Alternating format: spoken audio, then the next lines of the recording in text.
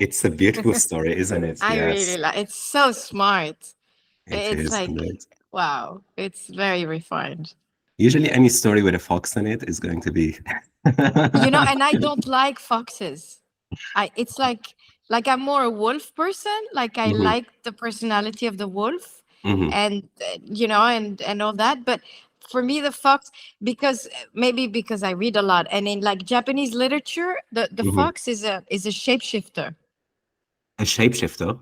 Yeah, Hmm. it's a shapeshifter. So, for instance, somebody who's like hypocritical or Hmm. who's, Hmm. will change into a fox and will appear in your life. And so, Yeah. in all these very old stories, even like the tale of kanji and all that, these old Japanese stories. So, the Hmm. fox is generally not a nice character. Yeah. So, I think since I was a kid, it kind of stuck to me. And Hmm. and I just like, but the wolf, yes, and the personality and the idea of loneliness, but also the pack and Hmm. and all these things is fine with me. And lion, of course, everybody likes that. But the fox, just Yeah. Usually, foxes are, also like in Persian literature, like the deceitful macaw, yeah, devious. character, devious character. Yes. Exactly, exactly. So, Bismillah ar-Rahman ar-Rahim. So all these stories are about lions. So Malana started with the Prophet's advice to Sayyidina Ali, so lion of God, Asadullah, and then the false lion, that person from Qazwin who wanted to get a lion tattoo. Well, he was not a lion. He was not a real lion because he wasn't ready for the pricking and the pain that came with that discipline. And now you have a lion in the next story as well. But last time Maulana said, what is glorifying Allah? What is exalting Allah? Exalting Allah is to humble yourself. You can't say Allah is one unless you realize that in yourself. And realizing that in yourself means you realize you're nothing. Otherwise, there's no point in saying Allah is one if you think that you're someone too. Cheese Tawhid Khuda. What is it to know that God is one? To know al-mukhtan, to know that you should burn yourself. Sukhtan, that's to burn. That's the knowledge that comes with burning your own ego.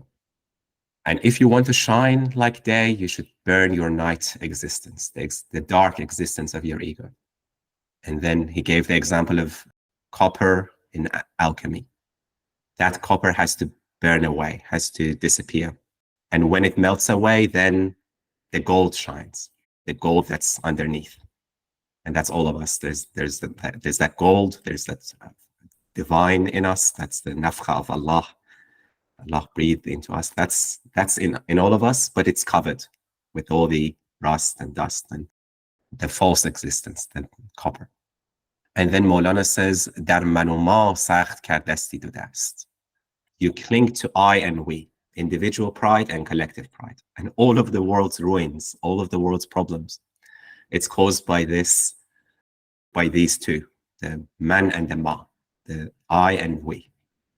All of the world's problems, whether it's racism, you think I am better than him, or whether it's all of the world's problems, it's because you think I is and we. Once you remove that, then it's all Allah. So yeah, the next story is explaining that. And Sanchan, would you mind? Yalla, Bismillah ar-Rahman ar-Rahim. How the wolf and fox went to hunt in attendance on the lion. A lion, wolf, and fox had gone to hunt in the mountains in quest, that by supporting each other they might tie fast the bonds and fetters on the hunted animals, and all three together might seize much and great quarry in that deep wilderness. Although the fierce lion was ashamed of them, yet he did them honor and gave them his company on the way. To a king like this, the soldiers are an annoyance, but he accompanied them. A united party is a mercy. A moon like this is disgraced by the stars. It is among the stars for generosity's sake. The command, consult them, came to the prophet, though no counsel is to be compared with his own. In the scales, barley has become the companion of gold, not because barley has become a substance like gold. The spirit has now become the body's fellow traveler, The dog has become for a time the guardian of the palace gate. When this party went to the mountains at the stirrup of the lion, majestic and grand, they found a mountain ox and goat and fat hare, and their business went forward. Whoever is on the heels of him, that is a lion in combat, roast meat does not fail him by day or by night. When they brought them from the mountains to the jungle, killed and wounded, dragging along in blood, the wolf and fox hoped that a division would be made according to the justice of emperors. The reflection of the hope of both of them struck the lion. The lion knew the ground for those hopes. Anyone that is the lion and prince of mysteries, he will know all that the conscious thinks. Beware, guard yourself, O heart disposed to thinking, from any evil thought in his presence. He knows and keeps writing on silently. He smiles in your face in order to mask. When the lion perceived their bad ideas, he did not declare and paid regard at the time. But he said to himself, I will show you what you deserve, O beggarly villains. Was my judgment not enough for you? Is this your opinion of my bounty? O you whose understanding and judgment are from my judgment, and from my world adorning gifts. What else should the picture think of the painter, since he bestowed thought and knowledge upon it? Had you such a vile opinion of me? O you who are a scandal to the world, I will strike off the hypocritical heads and them that think ill of God. I will deliver the sphere from your disgrace, so that this tale shall remain in the world. While thus meditating, the lion continued to smile visibly. Do not trust the smiles of the lion. Worldly wealth is the smiles of God. It has made us drunken and vainglorious and threadbare. Poverty and distress are better for you, O Lord, for that smile will remove its lure. So yeah, you have three characters here. So a lion, a wolf, and a fox. So the lion represents the Waliullah, the saint or the prophet, or indeed the divine power. And the wolf, it represents the nafs. Later on, we're going to find out. And the fox represents the lover of Allah. So they all go together and they have each other's back. Maulana says, "Garche zishan shir nar ra nang bud."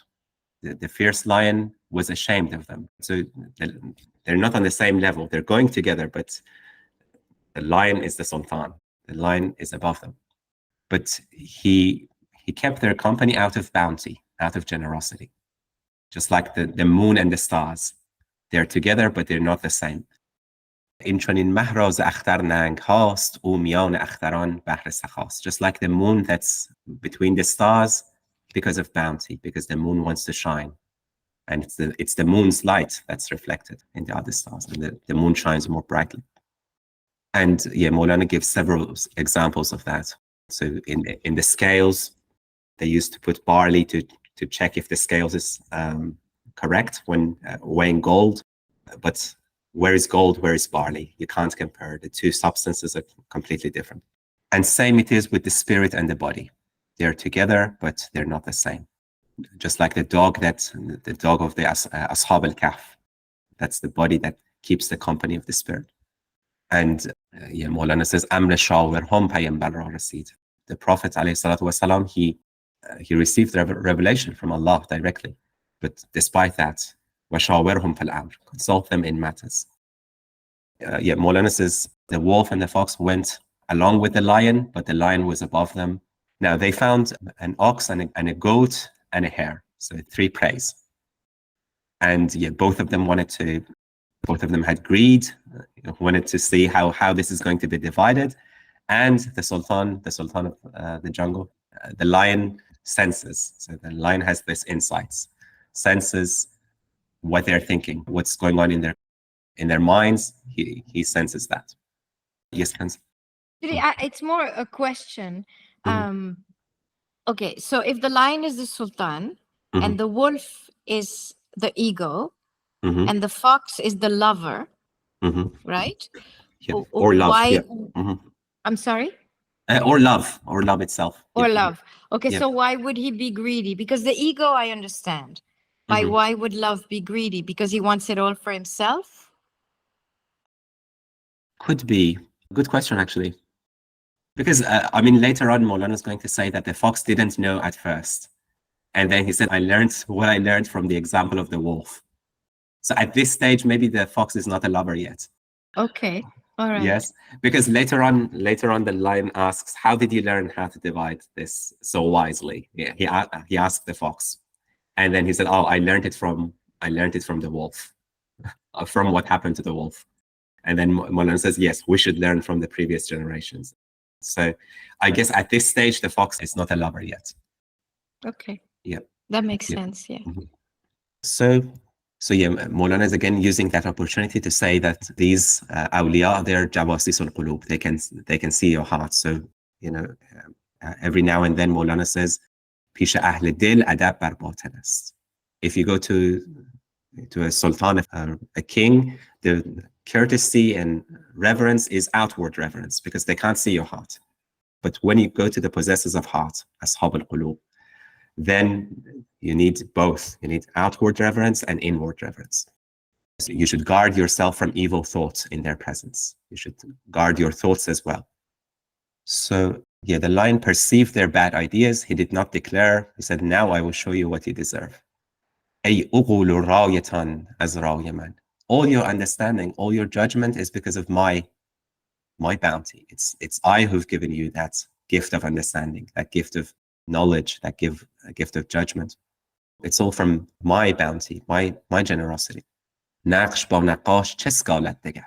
can a painting argue with a painter? The whole existence of the painting is because of the painter. And let's imagine a painting that can think. Again, that thinking comes from the painter, because it's the painter who has given that painting the capacity and the power to think. These people who are using their intelligence against God, it's God who has given their intelligence. So they're using their intelligence, but against the source of intelligence. And Maulana is telling us how absurd that is. How can you have such a vile opinion of me? I'm bountiful, I'm generous. How can you have such an opinion of me? And then Maulana quotes the Qur'an. ظَانِّينَ بِاللَّهِ ظَنَّ السَّوْءِ.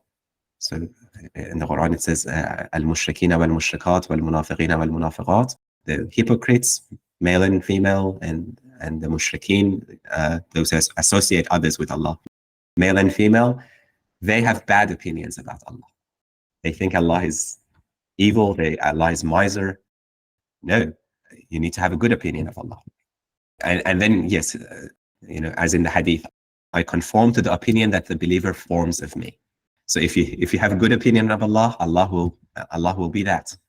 If your opinion of Allah is harsh and Allah is not forgiving, then that's what's going to happen. Don't think ill of Allah. شیر با این فکر میزد خنده فاش بر تبسم‌های شیرین مباش. And the lion continues to smile, but Maulana says بر تبسم‌های شیرین مباش. Don't, when the lion smiles, it's not a smile, it means be careful. And yeah, Maulana says all of the world's glory, all of the dunya, the pleasures of this world, they're all like the smiles of a lion. And people become drunken with that. People become heedless because of that. And it is far better to be in poverty and distress when you remember Allah. And that smile is what drives you further and further away. Yes, Kansa. I think that the last two baits are very, very powerful. Basically, when you think that everything's going well because you have your nice house and you know everything's in order and money in the bank and food on your plate, you're like, oh, God is smiling on me, he must like me very much. And the danger in that is then, if you're not thankful, if you don't realize the bounty, then you fall into this, you know, drunken state where you think, you know, I'm the greatest and this is the best thing in the world, and you actually go further away from God because of that. Yeah, absolutely. And it's in the Quran as well. So there's a verse that when people turn away from us, then we open everything from the dunya to them. Abwaba kull shay'. The doors of everything is open to them, and then they forget, and then they become more heedless, and then أخذناهم بغتة, and then we seize them when they're heedless. So that's the smiles that lure people. Yes, but Abra. It makes me think of an ayah from Surah saying, should we feed people who God could feed if he wanted to? As if that automatic assumption of social and economic wealth with status, as though there's something better that and it's a very easy thing to get involved in, and it's a very pernicious, very difficult thing to get rid of, because, as you say, wealth isn't always a blessing, right? It's not always a blessing. So the next section is the امتحان کردن شیر گرگ را, right? The lion made trial of the wolf. So come forward and divide the prey amongst us. Brother Abdurrahman, would you mind? The lion said, O wolf, divide this. O old wolf, make justice new. Be my deputy in the office of distributor, that it may be seen of what substance you are. O king, said he, the wild ox is your share. He is big and you are big and strong and active. The goat is mine, for the goat is middle and intermediate. Do you, O fox, receive the hare and no mistake? The lion said, O wolf, how have you spoken? Say, when I am here, do you speak of I and you? Truly, what a cur the wolf must be, that he regarded himself in the presence of a lion like me, who am peerless and unrivaled. He said, come forward, O you self-esteeming ass. He approached him. The lion seized him with his claws and rent him. Inasmuch as he did not see in him the kernel of right conduct, he tore the skin off his head as punishment. He said, since the sight of me did not transport you out of yourself, a spirit like this must die miserably. Since you were not passing away in my presence, it was an act of grace to smite your neck. Everything is perishing except his face. Unless you are in his face, do not seek to exist. When anyone has passed away in my face, everything is perishing. It's not applicable. Because he is in except, he has transcended not. Whoever is in except has not passed away. Whoever is uttering I and we at the door, he's turned back from the door and is continuing in not. So this wolf, which could be the nafs or the aql juzwi, the partial intellect, the reason. So he comes with this idea. He says, oh, you're the biggest lion, you take the ox. I'm in the middle, I'll take the goat is also in the middle, and the fox will take the rabbit, the hare. But the lion doesn't care about the prey, but about the I and we. Later on, he gives everything to the fox. But he's saying, who are you? Who are you to speak of I and you? Right? You're not annihilated, you're not fani. So, پیش چون من شیر بی مثل ندید. I'm the lion that there's no one like me, no one comparable to me. So how can you regard yourself as someone?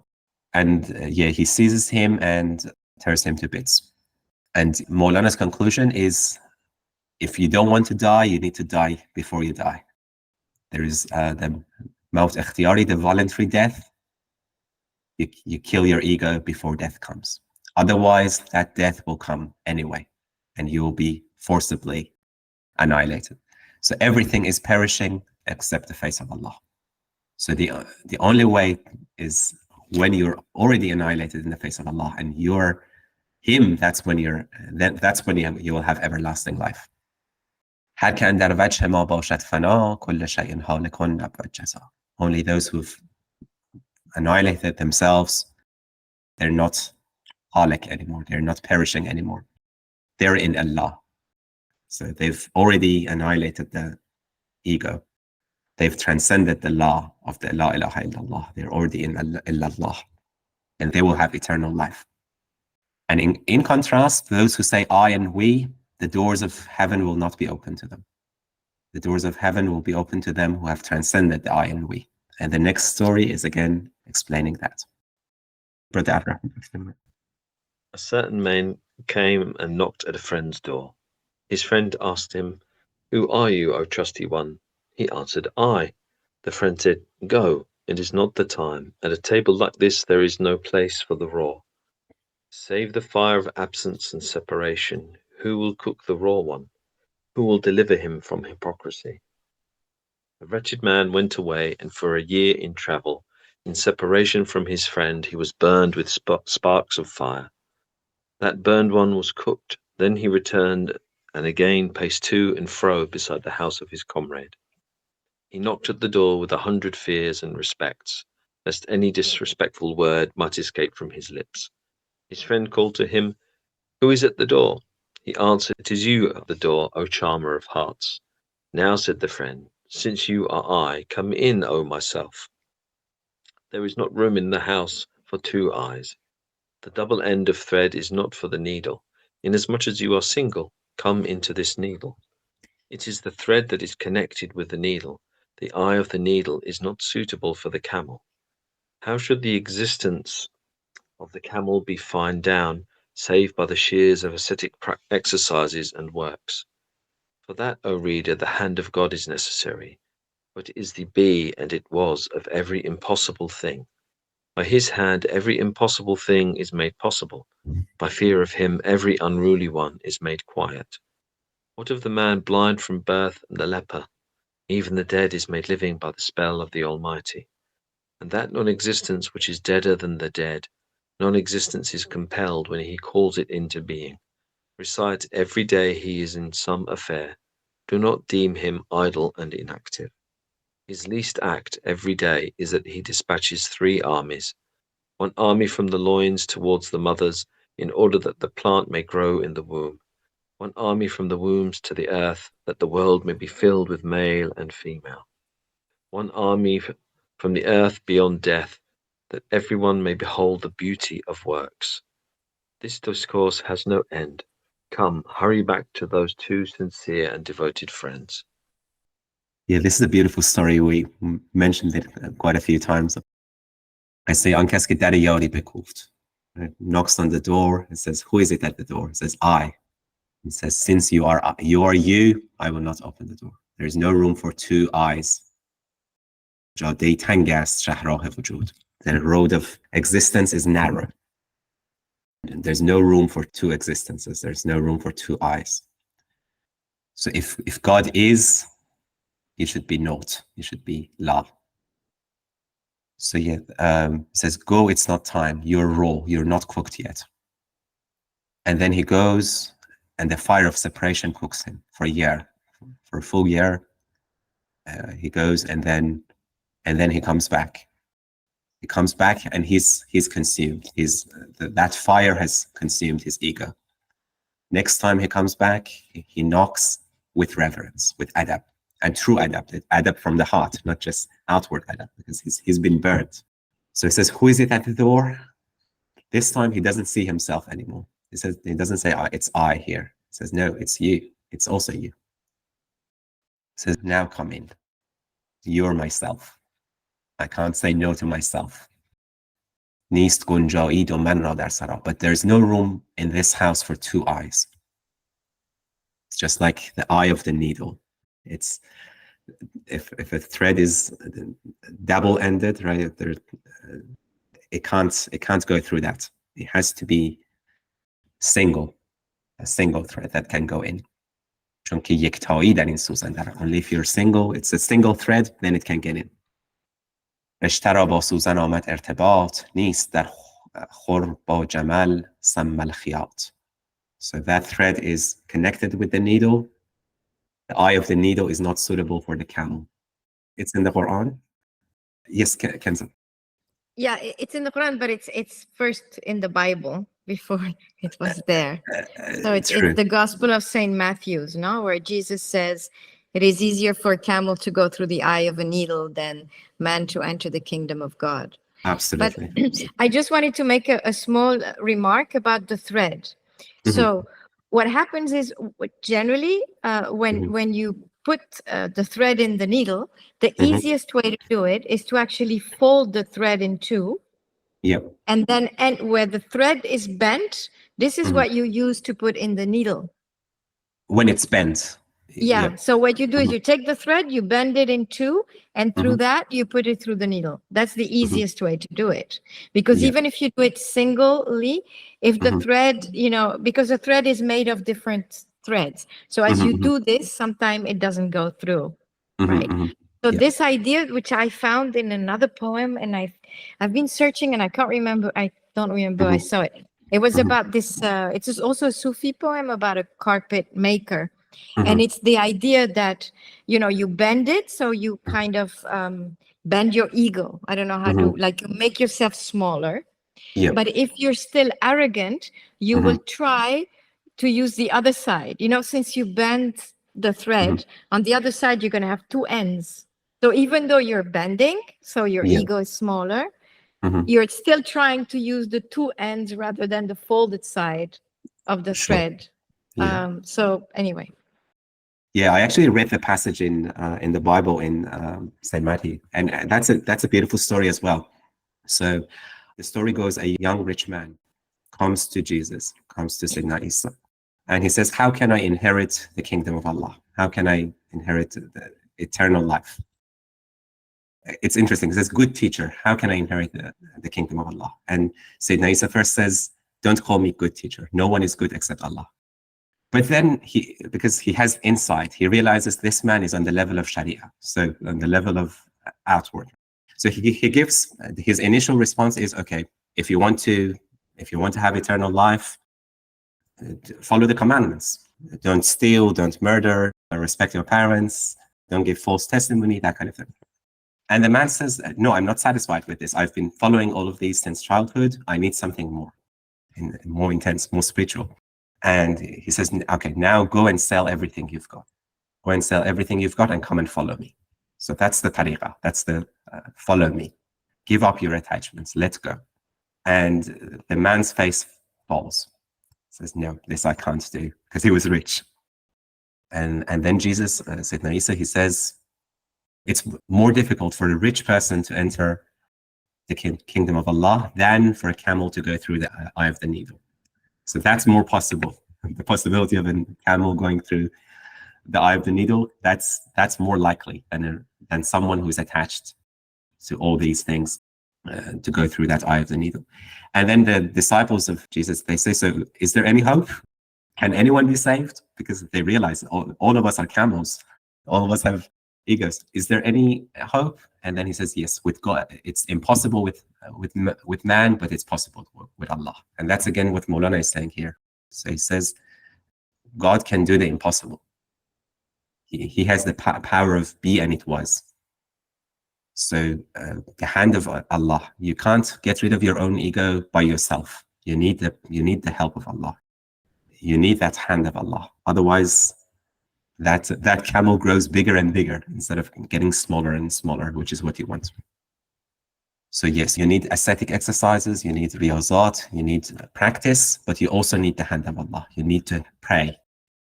And yeah, in the Quran, the same parable appears. So again, it's related to arrogance and istikbar, those who have big egos. They can't enter Jannah, they can't enter paradise. It's just like the camel going through the eye of the needle, unless that ego is thinned, and you make that ego thinner and thinner. And the spiritual practices are there to make that camel thinner so that we can pass. And yes, on happiness, a lot of mental health issues, they come from you not getting what you want, and you want more and more. So the more you want, the more likely you are to be unhappy. I remember a lecture by Hamza Yusuf. He was saying when he was young, there was only one type of coffee. So, you went to the cafe and coffee was just coffee. You didn't have a lot of options. And as long as you got a cup of coffee, you were happy. But now, that camel has become bigger because everyone has preferences. You want your coffee with, it has to be the right temperature. It has to be the right type of beans. The brewing has to be like this. The milk has to be this. And so in a sense, that's nafs. Everyone has customized coffee. So in a sense, that camel has grown bigger and bigger. which means it's more likely that you will be unhappy with what you get because you want that specific thing. That's the camel getting bigger and bigger. Any thoughts, reflections on camels? I still have the image of the camel on top of the minaret. That was a beautiful one. Yeah. Yeah, Brother Abdurrahman, if you're not too tired. His friend said to him, "Come in, O you who are entirely myself, not different like the rose and thorn in the garden. The thread has become single. Do not now fall into error if you see that the letters K and N are two. K and N are pulling like a noose, that they may draw non-existence into great affairs. Hence the noose must be double in forms, though those two are single in effect. Whether the feet are 2 or 4, they traverse one road, like the double shears makes one cut. Look at those two fellow washermen. There is apparently a difference between that one and this. The one has thrown the cotton garments into the water, while the other partner is drying them. Again, the former makes the dry clothes wet. It is as though he was spitefully thwarting his opposite. Yet these two opposites who seem to be at strife are of one mind and acting together in agreement. Every prophet and every saint has a way, but it leads to God, all are one. When slumber overtook the concentration of the listener, the water carried the millstones away. The course of this water is above the mill. Its going into the mill is for your sakes. Since you had no further need of the mill, he made the water flow back into the original stream. The rational spirit is to the mouth for the purpose of teaching, else truly that speech has a channel apart. It is moving without noise and without repetitions to the rose gardens beneath which there are rivers. O God, reveal to the soul that place where speech is growing without letters, that the pure soul may make of its head a foot towards the far-stretching expanse of non-existence. An expanse very ample and spacious, and from it this fantasy and being is fed. Imagination is narrower than non-existence. On that account, fantasy is the cause of pain. Existence, again, was narrower than imagination. Hence, in it moons become like the moon that has waned. Again, the existence of the world of sense and colour is narrower, for it is a narrow prison. The cause of narrowness is composition and number. The senses are moving towards composition. Know that the world of unification lies beyond sense.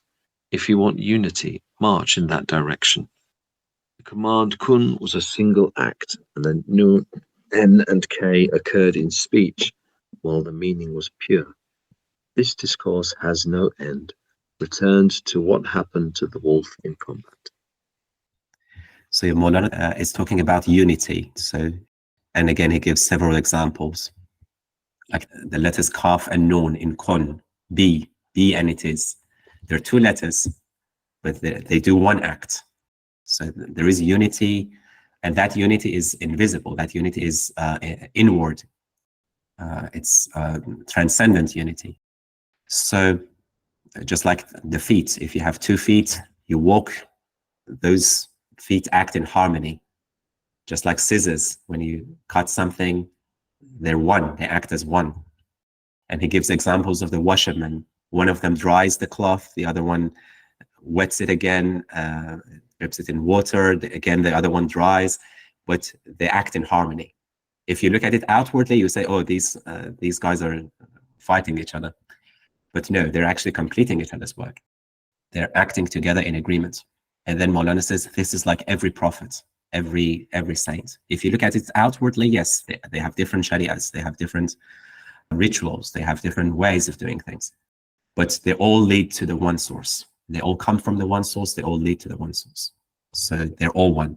They're all one in essence. They're all one in reality. Outwardly, there are differences, but inwardly, there's just one essence.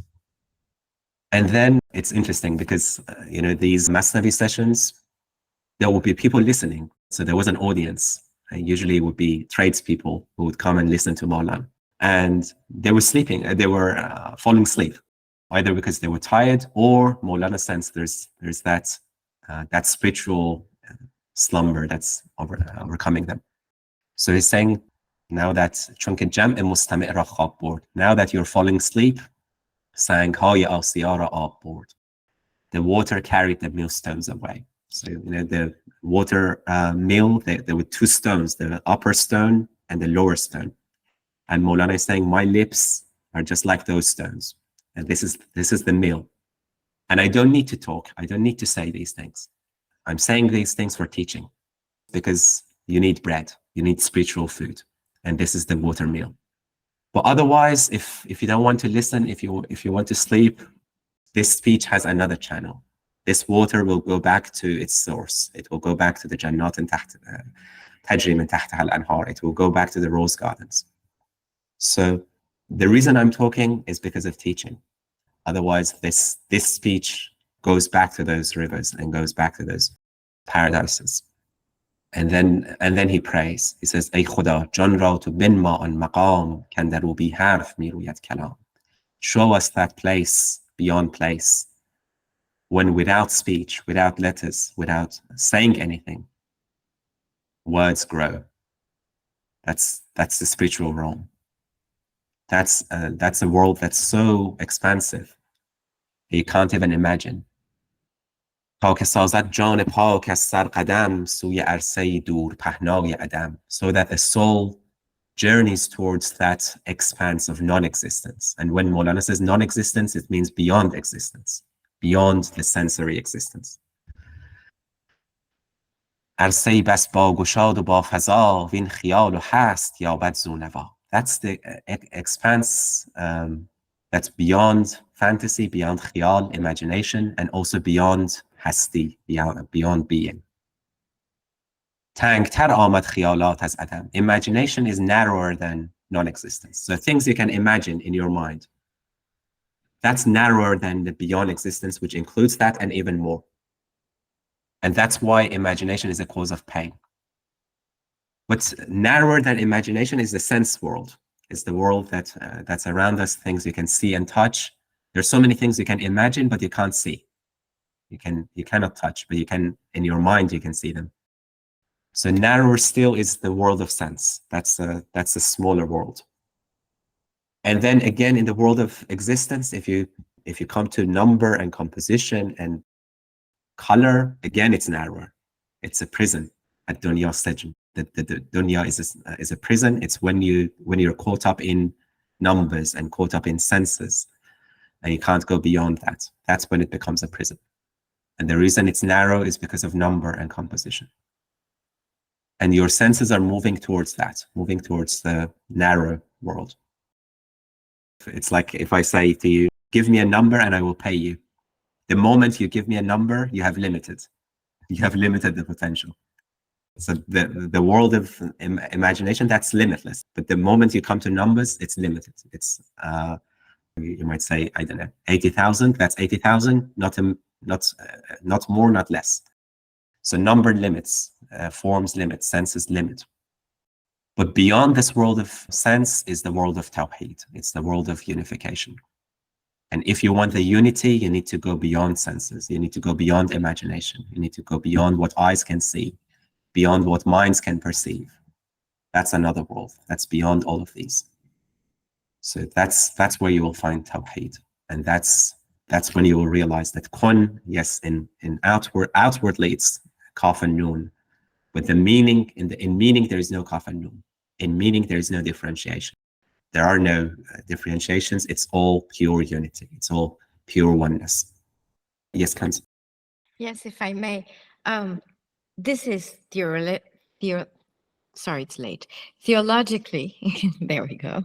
Very profound, because when you take numbers, they never end. You can always add one to any number, right? Yeah. So we tend to associate numbers and multiplicity to infinity. But in theology, multiplicity is limited, whereas the one is the infinite. Yes. Yeah. Because all numbers are rooted in the one. All numbers, of course, are rooted in the one. But as you have multiplicity, you think you can go to the infinite, since you can always add one to any number. Like numbers never stop. Yeah. You know, I mean, after 1,300,000 and whatever, you add one and you have the next number, etc., etc. So rationally, we think that numbers can represent the infinite, or actually the infinite is represented by one. Yeah, absolutely. You know? Because one includes all numbers within itself.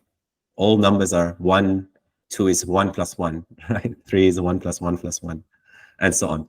So one includes all numbers, just like light includes all colors. Yes, but that.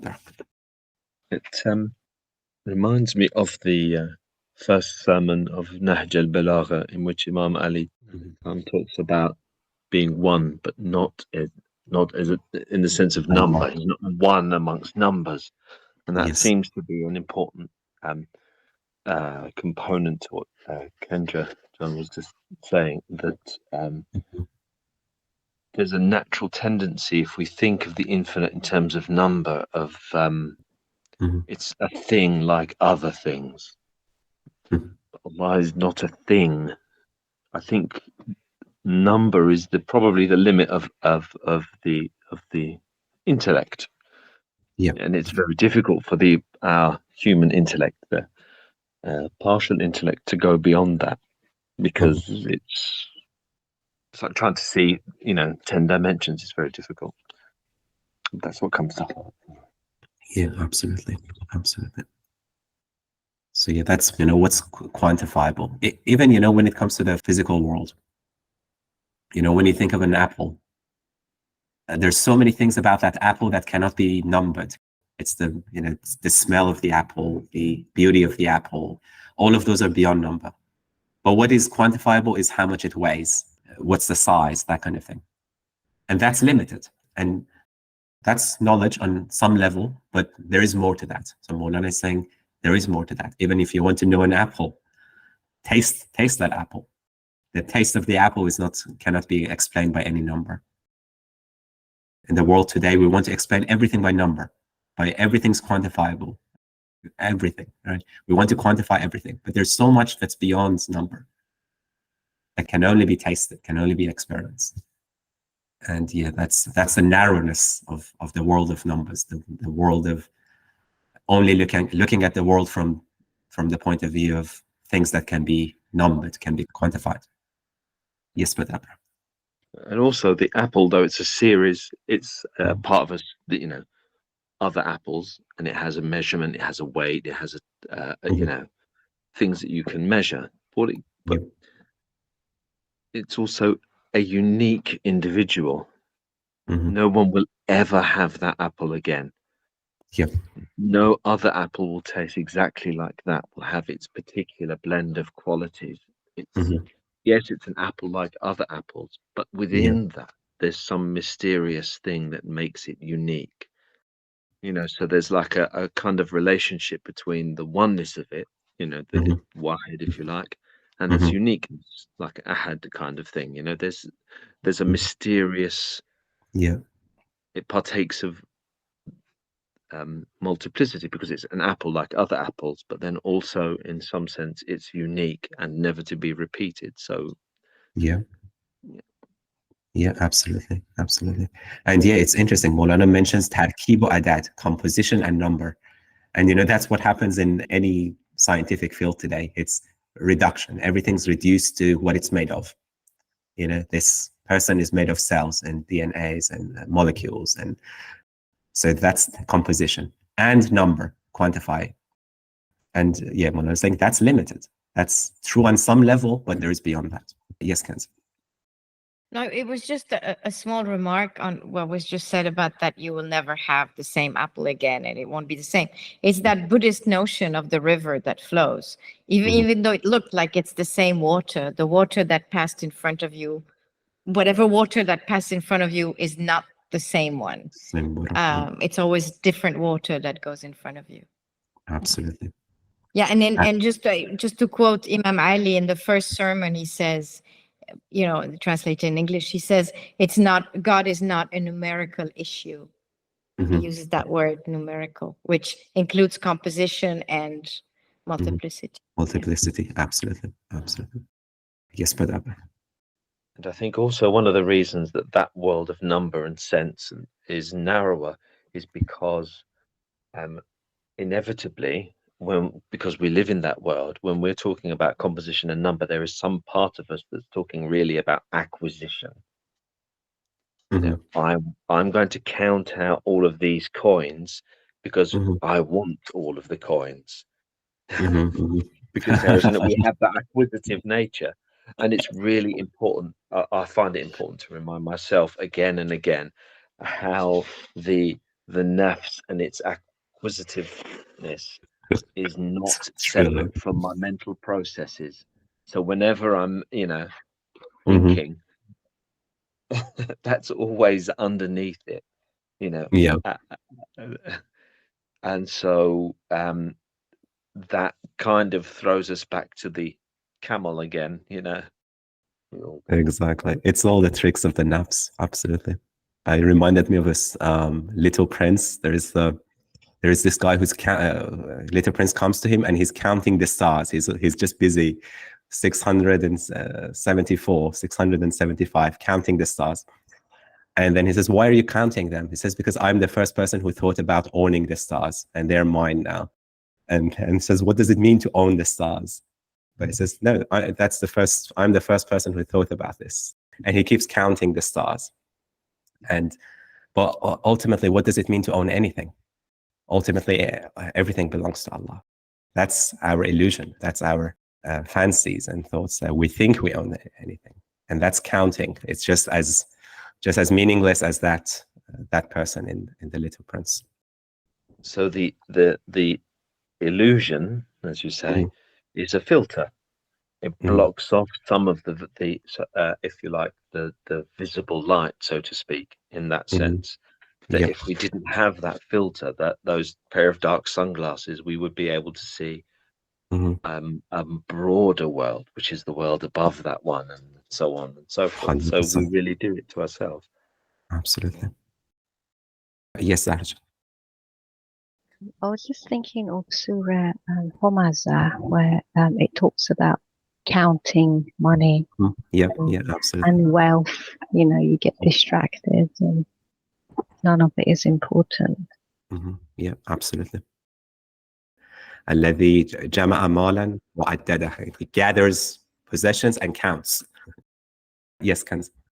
Yeah, since the beginning, I wanted to share this story and then I didn't want to, and then now I would share it because it's really appropriate. So there's this very old, I do Kung Fu, and my Kung Fu, my Shifu master, he taught me this story, which is wonderful, which is basically there was a man who was extremely rich, and a friend of his comes and said, "Come, we're invited to Mr. X's house."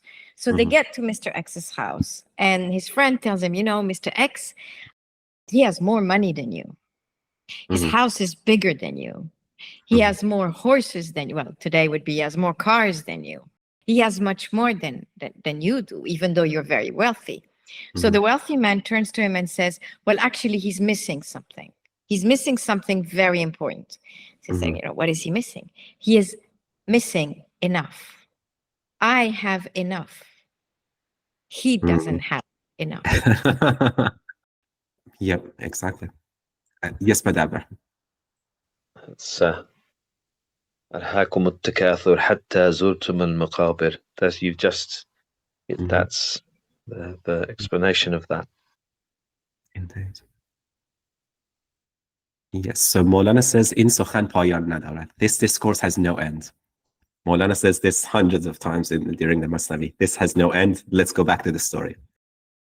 So let's go back to the story of the wolf, and inshallah next week we're going to find out what happened to the wolf and then the fox, and how the fox learned from the example of the wolf and acted differently, divided the praise differently. So inshallah we're going to read that section next week. And yeah, because of his disrespect, be adabi. So adab is quite key for Maulana. The fox shows adab, whereas the wolf doesn't. And true adab is not being. True adab is to burn yourself, burn your ego.